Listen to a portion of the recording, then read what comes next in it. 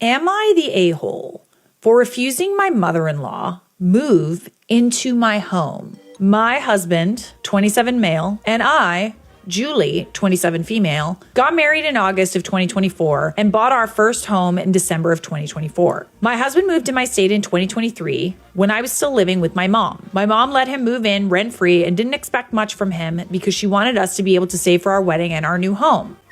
Okay. From December 23 to December 2024, we lived with my mom. In December of 2024, my husband started feeling really lonely and homesick because he had no family nearby. He begged me to let his brother, 24 male, move in with us. I was hesitant because he originally wanted to move away from family, yet now wanted his brother living with us. He also kept pressuring me to buy a house because interest rates were going up, which is why we rushed into buying. I like our home, but I do wish we hadn't rushed the process. I wanted to finally live alone with my husband. Okay. My husband would cry some nights and tell me how much he missed his family. Eventually, I gave in. Within 2 weeks of agreeing, his brother moved in. Don't get me wrong, he's a pretty chill guy and I actually enjoy his company, but nothing compares to living alone with your husband. Yeah. I like having house guests. I have the privilege of having a home where I can host my family if they do decide to visit. Happy to do that with friends. You know, if a friend is in a bind, you know, I have a place so I can help out people. But it is so, so sweet when they finally leave, isn't it? It's only supposed to be temporary. Really, nothing does compare to like just being alone with your husband. That's probably going to change eventually, but like for now, it's really nice. My brother-in-law pays the utilities and helps with groceries, around $400 to $500 a month. Okay, that was going to be my next question because like, bestie, if he's moving in and not paying for anything, I don't love that. I told my husband I wanted to help him build savings so he'd be in a good place when he moved out. Well, that's very nice of you. My husband decided his brother would only live with us for 2 years max.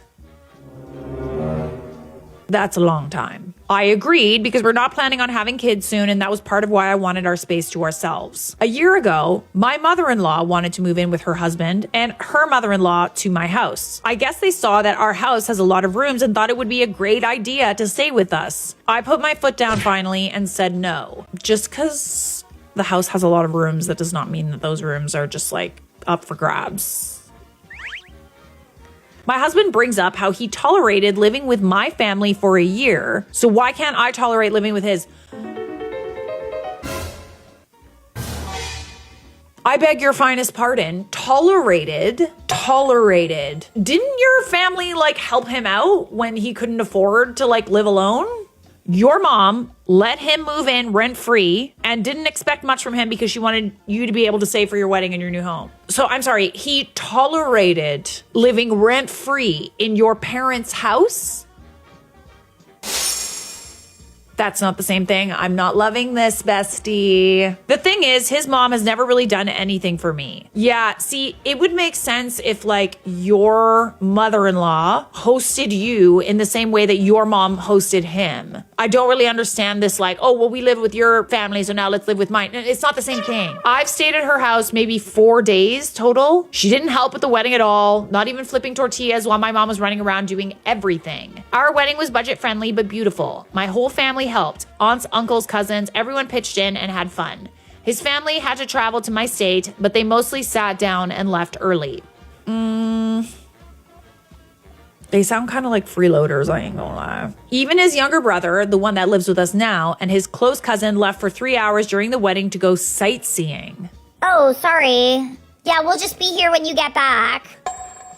When we were dating, I brought my family twice to their state so they could meet his mom. Both times, she bailed after confirming with me the day before. The excuses were that she was working or she felt sick. When I told my husband it bothered me that she left my family hanging twice, he said he can't force his mom to meet my family, and maybe she just didn't want to.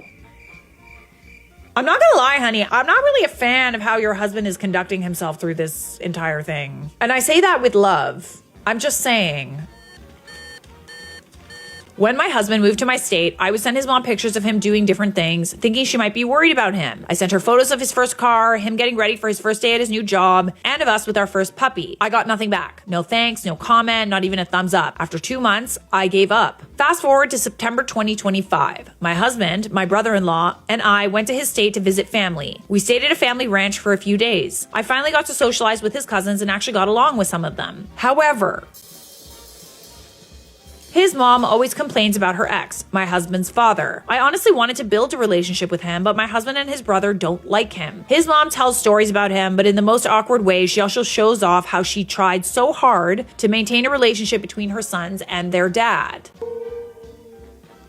Okay. She talks about how she worked triple shifts to buy him a car so he could take the boys on weekends, and how she packed lunches for them because he had no money and her kids would go hungry. But my husband describes those weekends as full of abuse. He did say dad would and let them go hungry. Oh my goodness. Ooh. Okay. Then his mom brags about how she never separated from him or went after child support because it wasn't the right thing to do. Okay. While I was watching TV with my new nieces, I heard my husband call for me. His mom then said, Well, how Julie doesn't want us in her house. I don't even know how that conversation started, but suddenly both of them were staring at me like... My husband said she was being sarcastic. No.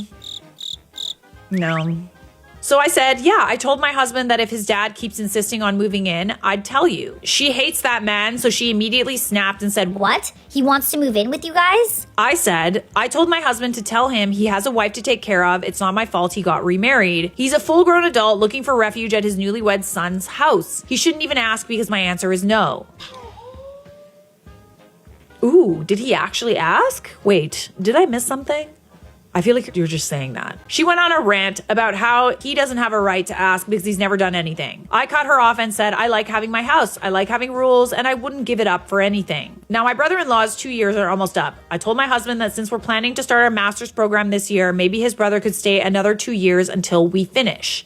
However, if his mom is planning on moving to our state, his brother would need to move out and get an apartment for both of them. My husband is worried that his mom won't stay long and will leave his brother alone in the apartment. I told him that's on his mom. She has to decide if she's actually going to commit to staying. She's constantly jumping from place to place. Now here's where I wonder if I'm the a-hole. I told my husband his mom can only stay 1 month. He said it will take however long it takes for her to find a place. I told him that if she's moving here, she needs to plan on moving out with her youngest son. It's not my fault. She can't plan. If she leaves her son alone in that apartment because she can't commit to staying in one place, that's on her. I feel like my husband thinks I'm being unfair, but I don't owe her anything. So, am I the a-hole? I feel like you're being like really generous already as it is. I think it would be one thing if you and his mom had like a better relationship or if she's helped you out in any way, shape, or form. But it kind of just sounds like she hasn't done that like at all. People in the comments are like, I'm surprised you even said she could stay for a month. That's my thing is like a month is a long time, but also it's long enough that she's going to get comfortable. And like, I would highly doubt that she would leave. Like, I'm just saying more often than not, these situations turn into them outstaying their welcome. Once they're in, they're very hard to get rid of. Just saying. His mother probably won't leave after the month is over either. Then the husband, mother-in-law, and brother-in-law will all gang up on her about the mother-in-law staying longer. And then other people are pointing out this is a husband problem, not just a mother-in-law problem.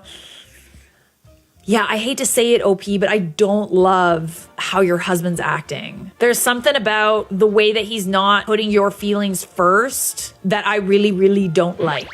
She won't ever leave, and every time you bring it up, everyone will act like you are the bad guy, including your spineless husband who already lets her mistreat you without a word.